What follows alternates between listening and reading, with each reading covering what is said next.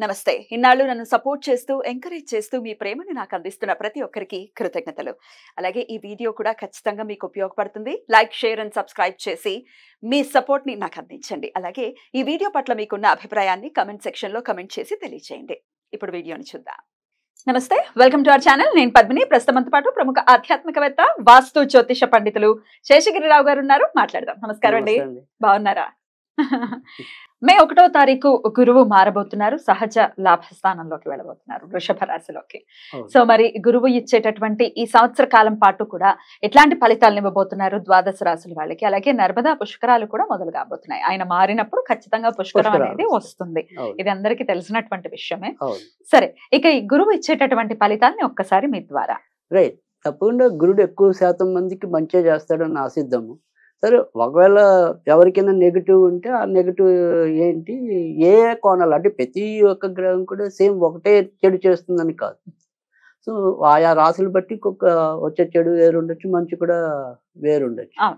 So అలా మనం ఉదాహరణగా చెప్పుకుంటే కనుక కన్యా రాశి కొన్ని విషయాల్లో చెడున్నా కానీ ఈ గురుడు మారే విషయంలోకి వచ్చేప్పటికి ఏంటంటే అప్పటిదాకా పెళ్లి కాని వాళ్ళకి పెళ్లి అయ్యే అవకాశాలు ఉన్నాయి. మంచి కూడా ఉంది కదా. సో అది ఒక ఉదాహరణ మాత్రమే. ఇలా తర్వాత ఏ రాశికి ఏంటనేది మనం వివరంగా మాట్లాడుకున్నా కానీ ఇక్కడ వచ్చేప్పటికి ఏంటంటే గురుడు మారటం అనేది ఏంటంటే కొద్దిగా మనకి ఏ విషయాల్లో కొంత ఇబ్బంది అంటే ఆయన ఉన్నది సంచారం చేసేదంతా కూడా శత్రువు రాశిలో సంచారం చేయటం అనేది. శుక్రుడు ఆయనకు శత్రువుగా పరిగణించొచ్చా? అంతేగా, ఈయనేమో దేవతల గురువు, ఆయనేమో రాక్షసుల గురువు. సో అందుకని వైరం ఎలాగా ఉంటది మరి. సో అందుకని ఆ రకంగా ఆయనకి కొద్దిగా అసౌకర్యమైన స్థానం అది. కానీ బేసిక్ గా ఏంటంటే శుభగ్రహాలు ఏంటంటే వాళ్ళు ఎప్పుడు శుభమే చేస్తారు అనేది మన నమ్మకం. అంటే మనం వ్యక్తులుగా ఆపాదించుకున్నప్పటికీ కూడా సహజంగా మీరు మంచి వాళ్ళు అనుకోండి, పోలే వాడి కర్మ వాడికే పోతుందని అనుకుంటాం. కరెక్ట్. అదే చెడ్డవాడైతే వాడిని ఎప్పుడు కత్తెచ్చి పొడిచేద్దాం అన్నట్టు ఆ ప్రవృత్తి గురువులో ఉండదు అనేది. నేను చెప్పేది ఏంటంటే వీళ్ళు బేసిక్ గా అక్కడ అసౌకర్యం పాలవచ్చేమో కానీ ఎంతో కొంత మంచి చేయడానికే చూస్తారు, ప్రయత్నిస్తారు. అందుకనే ఈ మూడాలు వచ్చినప్పుడు మనం వాటిని వదిలిపెట్టడం అనేది, అంటే ఆ ముహూర్తాలు వదిలిపెట్టడం ఎందుకంటే వీళ్ళిద్దరు బేసిక్ గా శుభగ్రహాలు. రాక్షసు గురువు రాక్షసుడైనా ఆ రాక్షసులందరికీ మంచిగా ఆకాంక్షిస్తాడు కదా, మరి ఈ దేవతల గురువు దేవతలందరికీ మంచిగా ఆకాంక్షిస్తాడు కదా. సో బేసిక్ గా వీళ్ళిద్దరు కూడా మరి విద్యా సంపన్నులు కాబట్టి ఖచ్చితంగా విద్య ఎవరికైతే ఉంటుందో దానికి ఎంతో కొంత బ్రెయిన్ కూడా ఉంటుంది. తప్పకుండా. అయితే వృషభ రాశిలోకి మళ్ళీ గురువు గారు రావడానికి 12 ఏళ్ళు పడుతుంది. మళ్ళీ అంతేగా 12 years పడుతుంది. సో 12 years కి ఒకసారి మాత్రమే ఈ ప్రిడిక్షన్. అంతే, ఇప్పుడున్నటువంటి గ్రహస్థితి రీత్యా ఇచ్చేటటువంటి ప్రొడిక్షన్ అలా కూడా కన్సిడర్ చేయొచ్చు. అంతేగా మళ్ళీ ఇది మళ్ళీ మారిపోతాడు కదా, తర్వాత మళ్ళీ మారిపోతాడు. మళ్ళీ నెక్స్ట్ ఇయర్ మిథునంలోకి వెళ్తారు. ఇట్లా 12 years పడుతుంది మళ్ళీ వృషభంలోకి రావాలి. రైట్ అండి. సో మరి గురువు ఇచ్చేటటువంటి ఫలితాలను ఒకసారి తెలుసుకుందాం. అలాగే ఇంకొక చిన్న విషయము, ఆల్రెడీ గ్రహచారంలో కూడా ఒకవేళ వృషభ రాశిలోనే వాళ్ళకి అంటే జన్మజాతకంలో వృషభ రాశిలోనే గురువు ఉండి మళ్ళీ గోచారం కూడా కలిస్తే ఎట్లాంటి ఇంపాక్ట్ ఉంటుంది? సాధారణంగా ఎక్కువ శాతం అయితే మంచి ఫలితాలు ఉంటాయని చెప్పడం అనేది కూడా జరుగుతుంది. ఎందుకంటే మన జన్మ రాశిని కాకపోతే అలాంటి ఎప్పుడు ఇబ్బంది ఉంటుంది అంటే కనుక ఎవరికైనా సరే ఒక మారక దశలు కానీ అలాంటివి వచ్చినప్పుడు మాత్రం కొద్దిగా ఇబ్బంది ఉంటుంది. సో అలా మినాయిస్తే కనుక ఎక్కువ శాతం ఎప్పుడు కూడా మన జన్మగ్రహాన్ని గోచార గ్రహం వచ్చి టచ్ చేసినప్పుడు ఖచ్చితంగా ఎక్కువ శాతం అయితే మంచి ఫలితాలే ఉంటాయి. సో వృషభ రాశి వారికి ప్రత్యేకించి వృషభ రాశికి కాకుండా వాళ్ళకి జాతకాలు తెలిసి వాళ్ళకి వృషభంలో గురుడు ఉన్నవాళ్ళు. అదే అంటున్నా, వృషభ రాశి వాళ్ళకే కదా జన్మ జాతకంలో వాళ్ళకి తెలిస్తే కనుక ఖచ్చితంగా వాళ్ళకి ఇంకొద్దిగా మోరల్ సపోర్ట్ ఇచ్చినట్టు. అయితే వక్రగతి కూడా ఏమైనా ఉందండి గురువుకి ఈ సంవత్సరం? తప్పకుండా. అంటే ఇప్పుడు మనం ఒకటి మూడాలు అనేది కూడా ఉంది కాబట్టి గురుడికి మోడ్యం అనేది ఉంది. తర్వాత దాంతో పాటుగా ఇంచుమించుగా అక్టోబర్ కి మధ్య నుంచి వక్రం ఉంటది.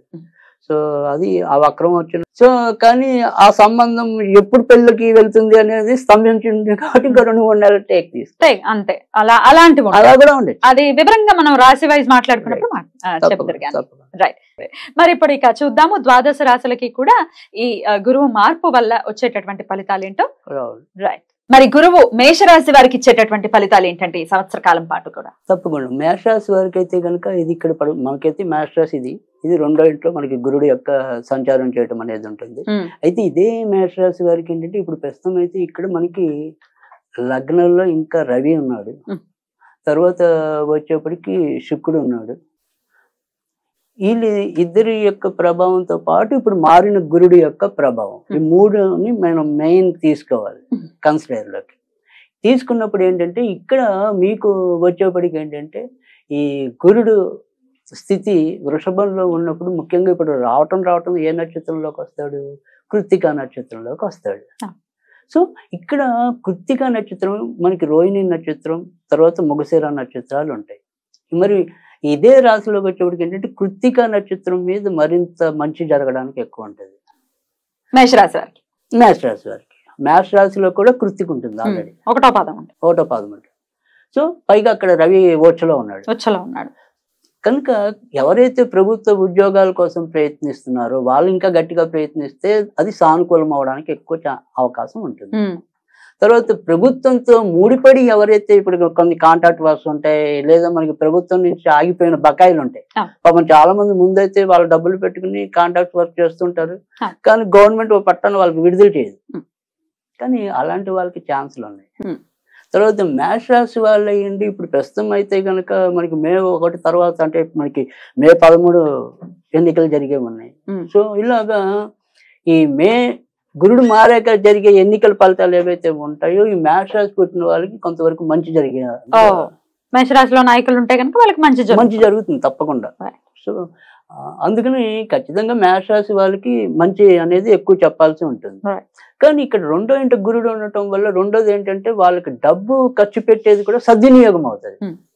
ఎందుకంటే గురుడు ఎప్పుడు కూడా మంచి కార్యాల కోసమే ఖర్చు పెట్టించడం అనేది ఉంటుంది. కానీ రెండో ఇంట ఉండే ఏదైనా సరే ఏ గ్రహం అయినా సరే గోచారంలోకి వచ్చేప్పటికి కొంతవరకు అది చెడ్డ గ్రహం అయితే ఆర్థిక నష్టాలు అనేది ఉంటుంది. ఇక్కడికి వచ్చేప్పటికి గురుడు శుభగ్రహం అవటం వల్ల ఏంటంటే కొంత మంచి కోసం అంటే గుళ్ళు గోపురాలు తిరిగేదానికి కానీ లేదా ధార్మిక కార్యక్రమాల కోసం కానీ కనుక పాజిటివ్ వైబ్స్ అనే ఎక్కువ చెప్పాల్సి ఉంటుంది మేష రాశి వాళ్ళకి.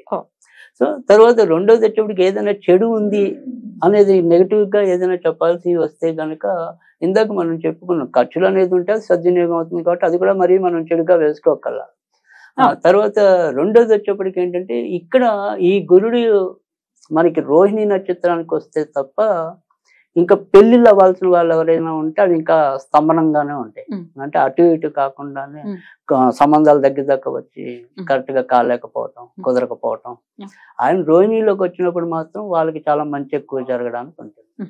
సో కనుక మొదటి నెల అయితే మాత్రం ఇది అంత వాళ్ళకి బెనిఫిషియల్ గా ఉంటుంది. మెల్లమెల్లగా పుంజుకోవడం అనేది చూడొచ్చు.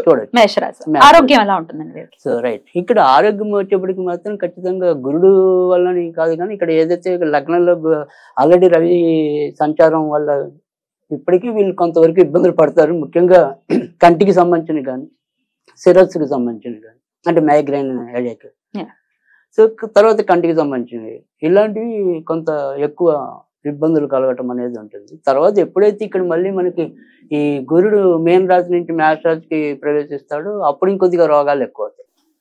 సో ఆయన కూడా ఇప్పుడు ఇదే నెలలోనే చివరిలో మనకి ఇంచుమించుగా గురువు మెయిన్ రాశి నుంచి గురుడు కాదు బుధుడు ఆల్రెడీ మెయిన్ రాశిలో ఉన్నాడు. వక్రం అయిపోయింది మొన్న 2-3 రోజుల కింద. ఇప్పుడు మళ్ళీ మేషంలోకి వస్తాడు. ఆ మేషంలోకి వచ్చినప్పుడు బుధుడు మేషంలోకి వచ్చినప్పుడు రోగాలు పెరుగుతాయి. ఇందాక మనం చెప్పుకున్న ఏదైనా కంటికి సంబంధించిన అనుకోవచ్చు. తర్వాత బుధుడు వల్ల తాత్కాలికంగా ఈ స్కిన్ ర్యాషెస్ కానీ ఇలాంటివి జాగ్రత్త వహించాలి. మరి ఎట్లాంటి రెమెడీస్ చేసుకుంటే ఈ సంవత్సరం కూడా పీస్ఫుల్ గా వెళ్తుందండి మేష రాశి వాళ్ళు? రైట్. సో మేష రాశి వాళ్ళు తప్పకుండా ఏంటంటే గురుడు అసలు వాళ్ళకి చాలా మంచి యోగకారకుడు. మేష లగ్నం అనుకోండి, రాశి అనుకోండి. సో ఎందుకంటే పంచమాధిపతి ఆయన అవుతాడు, భాగ్యాధిపతి కూడా ఆయనే అవుతాడు. కనుక గురుడు వాళ్ళకి మిత్రుడు, శత్రువు కాదు. సో వీళ్ళు ప్రతిరోజు కూడా గుర్తుంటే లేదా కనీసం గురువారాలు వాళ్ళు స్నానం చేసే నీటిలో కొద్దిగా పసుపు వేసి స్నానం చేస్తే కనుక అది మగాళ్ళైనా సిగ్గుపడక్కర్లేదు. సో మగాళ్ళైనా సరే ఆడవాళ్ళైనా సరే స్నానం చేసే నీటిలో కొద్దిగా పసుపు వేసి స్నానం చేయటం వల్ల కూడా మంచి జరుగుతుంది. తర్వాత రెండోది వచ్చేప్పటికి ఏంటంటే ఏదైనా సరే గురుడు క్షేత్రాలు సందర్శించడం అనేది, అంటే షిరిడి సాయిబాబా అనుకునే వాళ్ళకి గానగాపురం అనుకునే వాళ్ళకి గానగాపురం, అలా గురు క్షేత్రాల సందర్శన అనేది కూడా ఎక్కువ ఉపయోగపడటం అనేది ఉంటుంది. సో అలా ఆ రకంగా మేష రాశి వాళ్ళు కనుక జాగ్రత్త తీసుకుంటే ఖచ్చితంగా ఈ ఏడాది అయితే వాళ్ళకి ఎక్కువ శాతం మంచి ఫలితాలని చెప్పాల్సి ఉంటుంది. బ్యూటిఫుల్.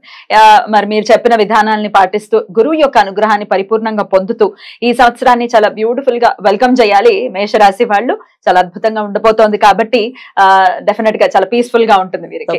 రైట్ అండి, థ్యాంక్ యూ సో మచ్. ఇక నెక్స్ట్ ఎపిసోడ్ లో వృషభ రాశి గురించి మాట్లాడుకుందాం. నమస్కారం అండి. నమస్తే.